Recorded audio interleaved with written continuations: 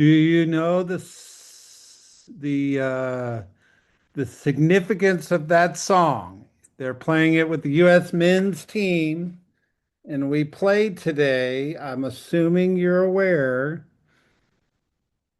Somebody talk to me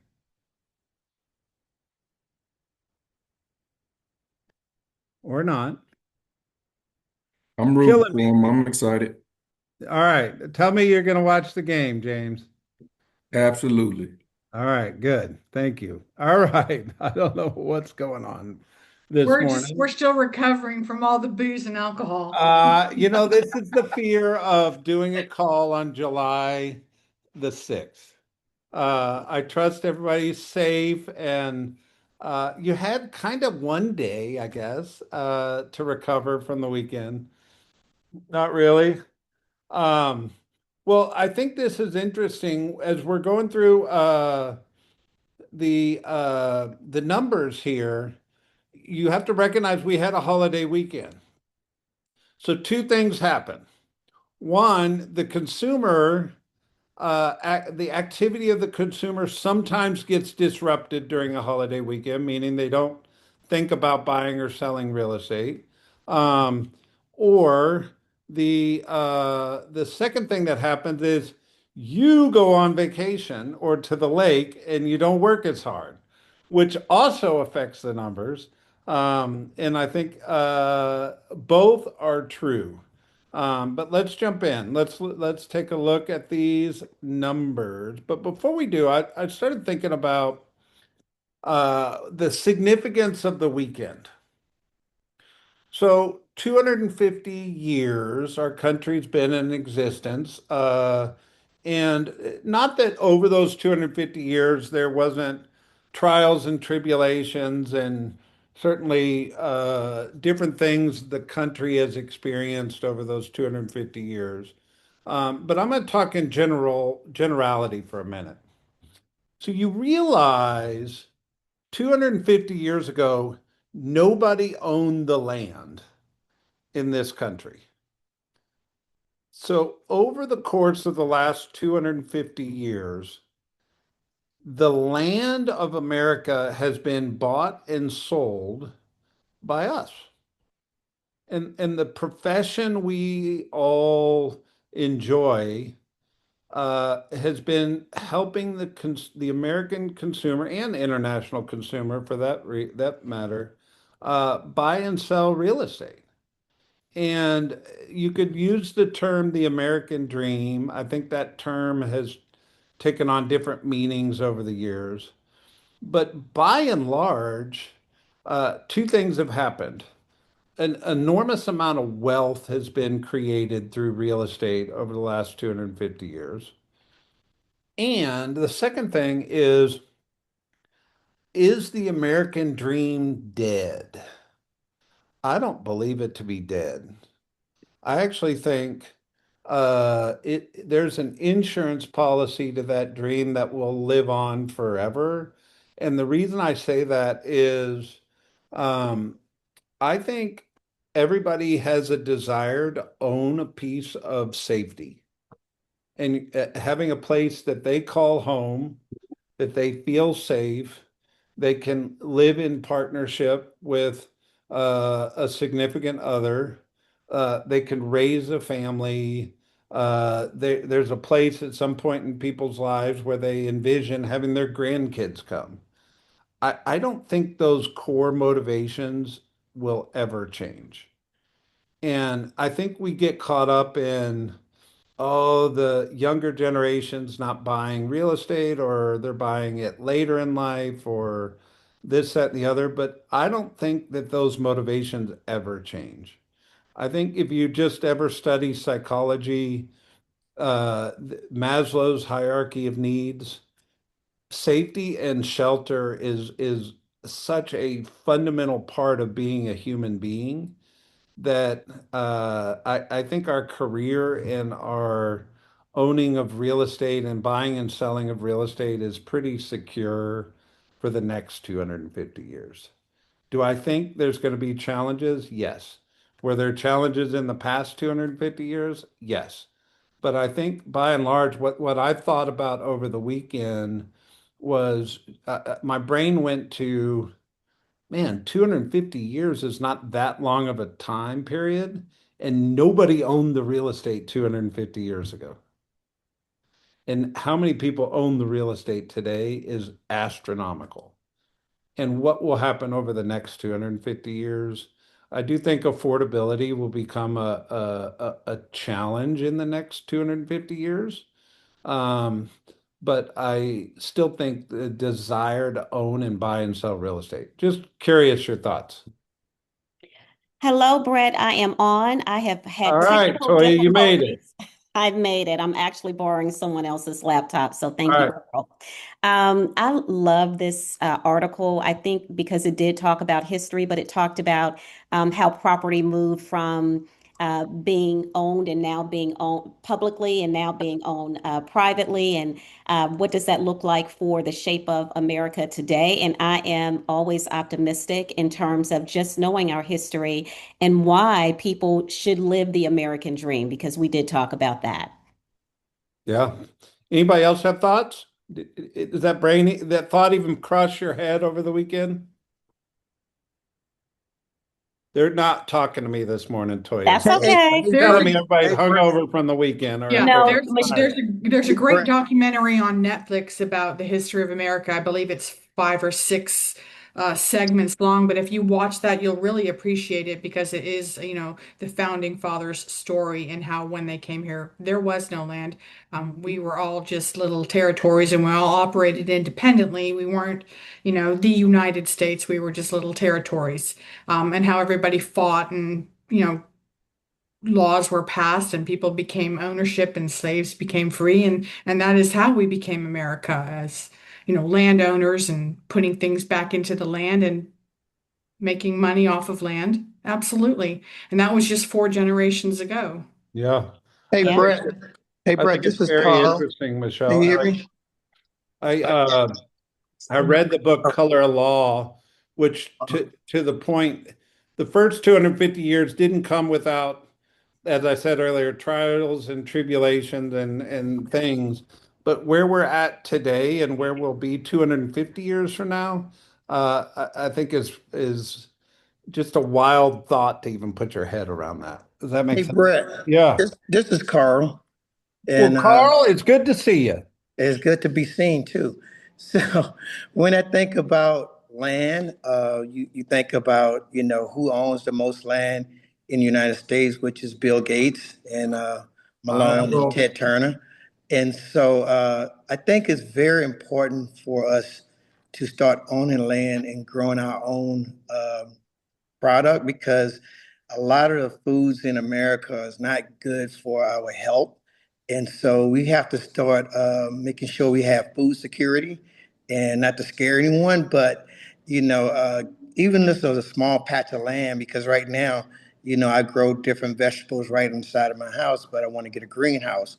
And so that's how you sort of take control and as for, the land. Well, yeah. somebody was here before we got here. That was the native Yeah, yeah, Indians. yeah. Let's get that Here's right. who owns the land in America. The largest landowner is a guy named Stan Kronk, who owns 2.7 million acres. Then the Emerson family owns 2.4 million acres.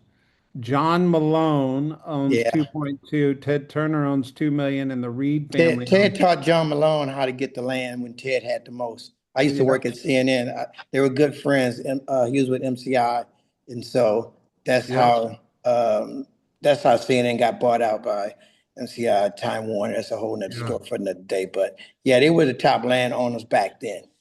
yeah.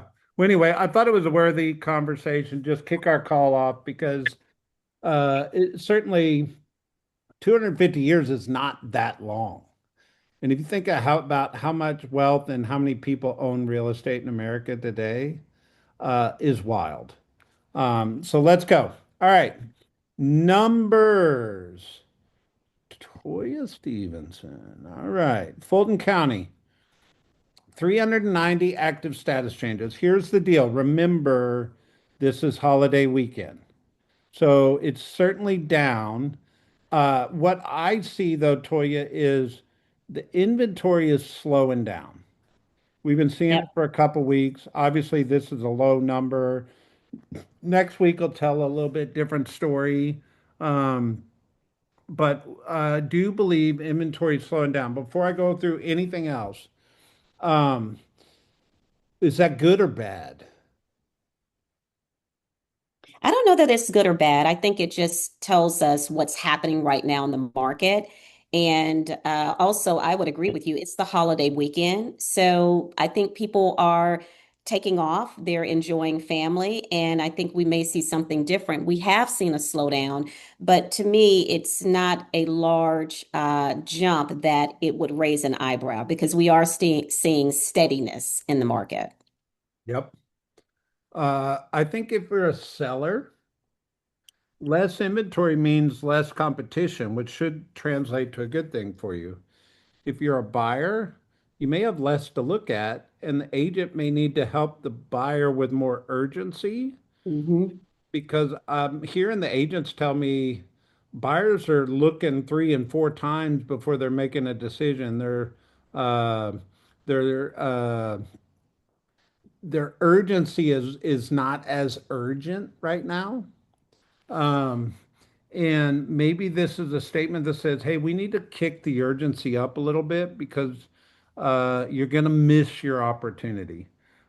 Anyway, let's keep going. 96 went under contract. I'm not shocked by the energy on this call. I don't think y'all worked all weekend. 233 are pending, and 191 closed at the end of the month. So what's interesting is there was a big closing week 2 weeks ago, but yet last week there were still 3 days in the end of the month. So it looks like most people closed their property before the holiday Okay. weekend. Yep. Um, but the other thing, Toya, I really want to point out, there is a huge expired number. 262 expired listings at the end of June. Now, compared to the end of May, 226, the end of April, 217, there's a lot of listings that just came off the market, guys. If you're a prospecting agent, that's music to your ears. If you're a listing agent, hopefully those weren't yours. And there's still opportunity out there with expired listings. Let's leave that there. All right, let's hit DeKalb. So DeKalb County, same story.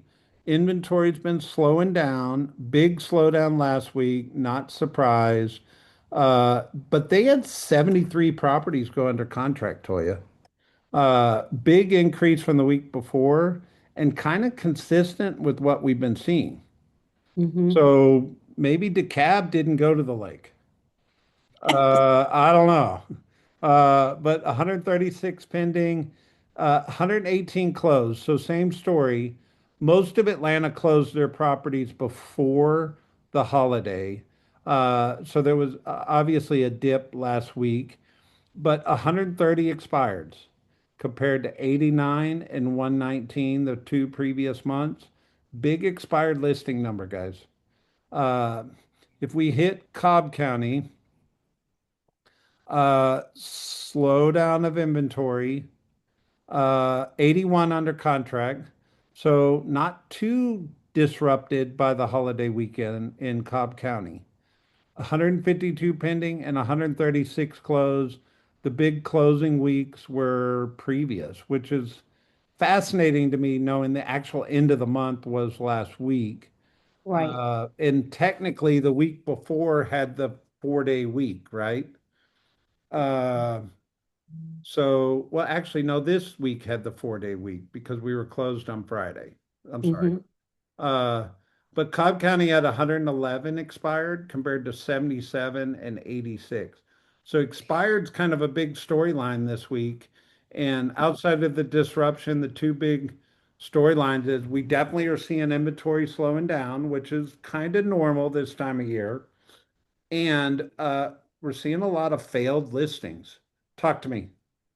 I think, it is halftime. So I think seeing the trend that we're going to see a spike in expires, we will always do at the end of the month, but it is half the year is over. So I think those listings, people were saying, let me see what's going to happen right here in the summer, July 1st. And then, of course, we'll see a big spike at the end of the year. So I think that may tell that story. But to your point, I think that there's an opportunity in order for us to be able to take advantage of that. And so farming, we're getting heavy into farming. And to me, this is the area that you want to dominate, become the mayor of your town. Double down on some of these opportunities and expired, sir. That's that trend today. There you go. Interest rates went up, which is interesting because last week was there was an article, I didn't put it on here, but it said rates were at the lowest they've been most of the year.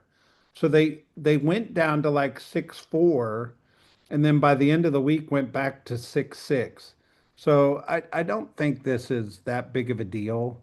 I actually think they're going to open a little softer today. We'll see, right? All right, Lone Wolf. Mm. So hopefully all our offices are training on Lone Wolf right now and in the Transact. Here's a little history just so you know. So Keller Williams for a long time used a product called Dotloop, and that was our document management software. There was a period of time when Dotloop was independent and then it got purchased by Zillow. So there was a fear in the industry that Zillow was going to own all the data because they owned Dotloop.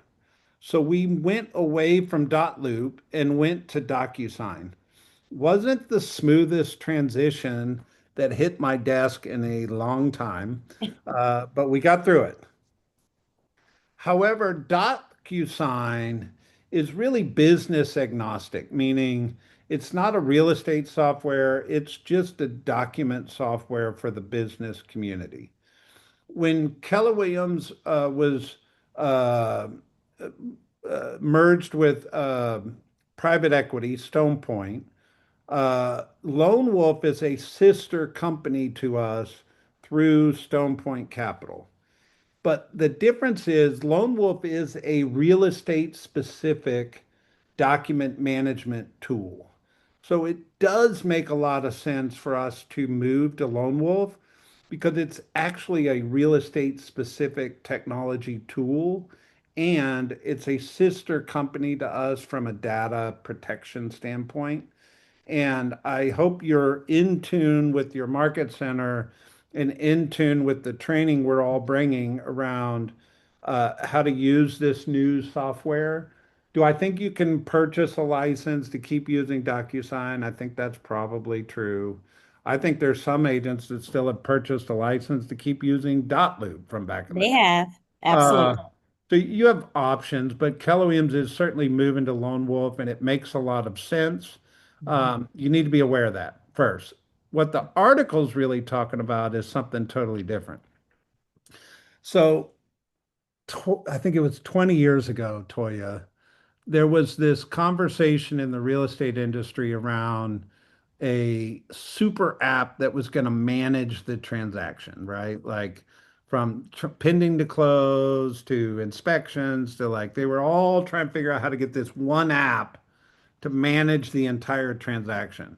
Fast forward 20 years, the conversation in the real estate community is there going to be a super app that manages homeownership life cycle? Which is not only your transaction, but also managing the home around utility bills, home maintenance, all this stuff. The CEO of Lone Wolf's coming out and saying, I don't think that's actually going to happen. He goes, I don't think there's going to be one super app that manages the entire home ownership life cycle. I don't know how I feel. If I believe that or don't believe that, it's irrelevant.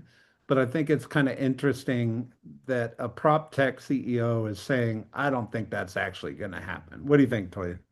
Well, in reading this article, he comes in with a different perspective and fresh eyes, learning our industry because he hasn't worked in the real estate world. Yet he does understand that the consumer is us. And how do we make something that's so efficient that can integrate with any CRM? So I think that's really his perspective is that people have options and agents have options. If the brokerage wants, if they have a CRM, if they don't, then they can take on the full app of Lone Wolf.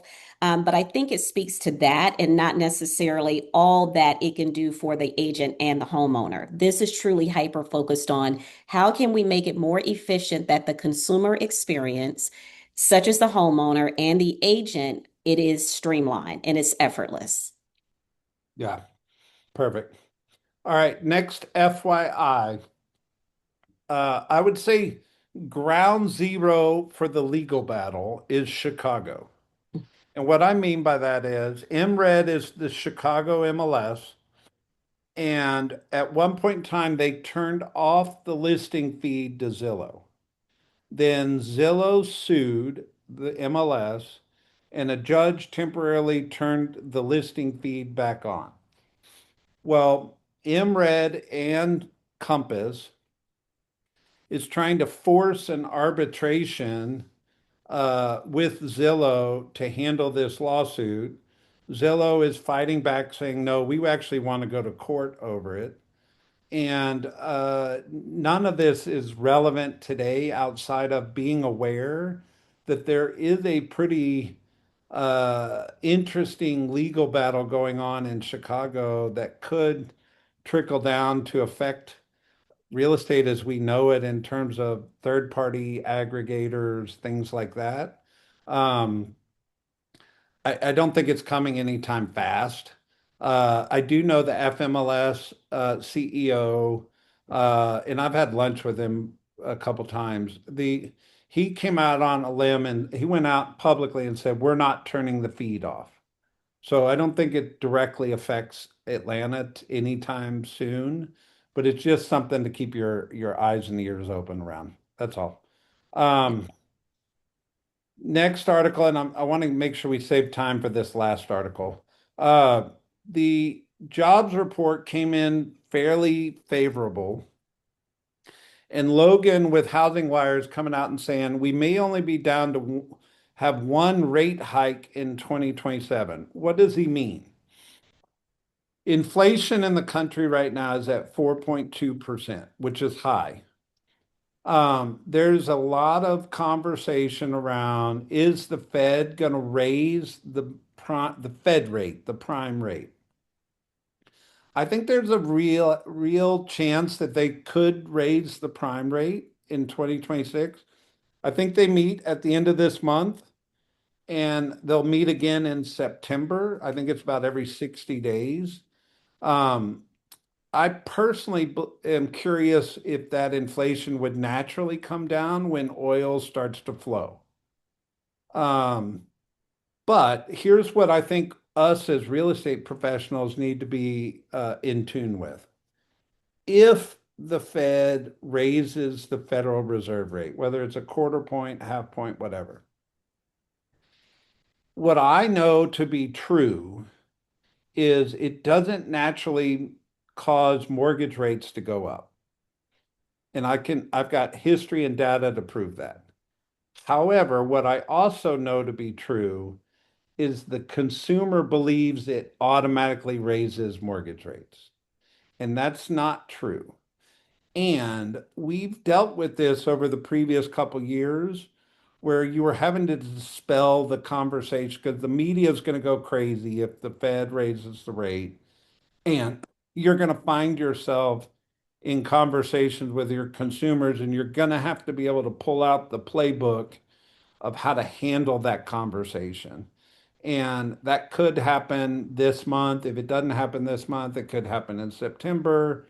Everything is all about getting that inflation number down. And I don't know, what do you think, Toya? You're spot on.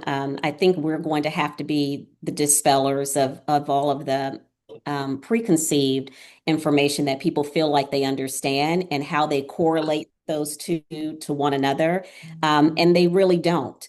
And so I think we have to be highly educated and astute to be able to understand and be able to really have good conversations with our consumers to let them know that those two things don't really reflect one another. Yet they can at points if they decide to pass those things on. So 6.6, I mean, we've been at 7 before. So I just think we just need to stay tuned and really kind of find the silver lining because there's always one, but really be educated on what the two, how they correlate with one another. 100%. All right. Another article I was just talking about, is America 250 is a turning point for American homeownership. I do believe affordability is going to be a big issue going forward. Um, I don't think we're going to escape that. Uh, so it's going to be navigate. Oh my gosh, navigatable. Is that Yeah. the right word? You're good. But here's the reality. Affordability has everything to do with median price home. So if the median price home is 450,000, are there good properties out there for 350? And does that mean it's affordable? I don't know 100% the answer to that. You may find yourself further out from the city center, um, but it's certainly going to be an issue going forward, and we're not going to escape that, guys. Prices are going to keep going up. And I always joke about it. Like I remember my parents at one point saying, "Well, when I bought my first house, it was $26,000." And I mean, we're at some point we become the parent saying the same thing. When I bought my first house, it was 250,000 or whatever. It just is it's the evolution of real estate over time. And uh, it's just going to be a part of what real estate looks like going forward. That's all. Here's the big article I want to hit, Toya, before we run out of time. The housing market's lock-in effect is taking a turn. Here's the reality of what this means. We dealt with a period of time where a chunk of American consumers were in their houses with 3% interest rates, mortgage rates, right? And we had a period of time where people were not making buying decisions because they didn't want to sell their house that had a 3% mortgage and go buy a new house with a 7% mortgage or a 6.5% mortgage. This article is specifically talking about how that lock-in effect is not as big of a deal anymore. However, there's a couple talking points in this article I want to hit, Toya. So it's saying more than half of home buyers cite affordability as the biggest barrier to purchasing. The flip side of that says half the home buyers aren't concerned with affordability. So half are concerned and half are not concerned with affordability. Uh, 2 years ago, it was a bigger a number that were concerned with the interest rate effect. So that interest rate has come down to where it's about 50-50. The second talking point, which I take issue with, is 71% of prospective buyers expect prices and interest rates to fall this fall. Here's where here's the conundrum in this. There's two things. One is if interest rates come down, the buyers are going to flood the market and prices are going up anyway. So they don't work together, first of all. Second thing is um, that's a big percentage of buyers that are thinking that things are going to change in the future. I think that's where we come in. You've got to be able to consult people to help them realize the cost of waiting doesn't serve them well. But that's saying 3 out of 4 people you talk to, their mind is thinking, hey, am I going to get a deal in the future? Am I going to get a lower cost of borrowing money in the future? Um, I do believe there will be a lower cost to borrow money in the future, but that's when refis take effect, right? I don't believe they're going to get a deal in the future. And does that mean if I got a buyer today and I called you and said, I want to buy a house and I want a deal, could you still find me a deal in today's market? Probably. Um, but it doesn't mean you're going to get me a better deal tomorrow. Does that make Can I sense? Yeah, go ahead. Can I add to that? The, again, silver lining in all of this is 71% is down from 75% in 2025. So Yeah, more people in 2025 and probably in 2024 thought that, and we heard it, that prices and all of these things were going to come down. So the cool thing is that we're seeing a decrease in homeowners, potential homeowners who feel that way. It's just 71% is a large number, but it is down year over year. got it. The third thing is this typical down payment dropped to 15% in March from 16.1% a year ago. Woohoo, 1%. Here's what I thought about when I looked at this. I actually believe the buyer today is holding cash more than they would have probably put it into real estate in the past. So, as a listing agent and consulting a seller believes somebody that puts 20% down on a property is a stronger buyer than somebody putting 10% down. I don't believe that that's 100% true. I think the 10% down buyer today may be as strong as the 20% down buyer of yesterday. They're just choosing to hold cash because of the current economic climate. So that you just may think about that when you're consulting a seller and they start saying, well, maybe they're not putting that much money down. They're not as strong. I actually think that might be the strategy of today's buyer. They're putting less money down and holding cash more. And I think that that is something you may need to consult your sellers around because, look, cash is king. It always will be king. Um, but I do think the buyer and the offers that are coming in on your listings are going to look different in the future than what they looked like 2 years ago. Does that make sense? Thoughts? I think it's always a good time to buy, and that's, buy and sell. So somebody's making those decisions. We just have to have the data and opportunity to present it. So I'll always remain optimistic. And I would say whoever is taking advantage of expireds, go get them. This is your season. Yep. I uh I want to remind everybody, I think the coolest conversation we've had in a while, and I would be encouraging you to have this conversation a lot, Toya, is if I own a home today that's worth $450,000 and it appreciates 4% a year, what will that home be worth in 2050? 1.15 million. That's what a $450,000 property today will appreciate to by the year 2050. 24 years, that property will gain 500 or $600,000 in equity. And I just did this in Chat GPT. You could do it with anybody.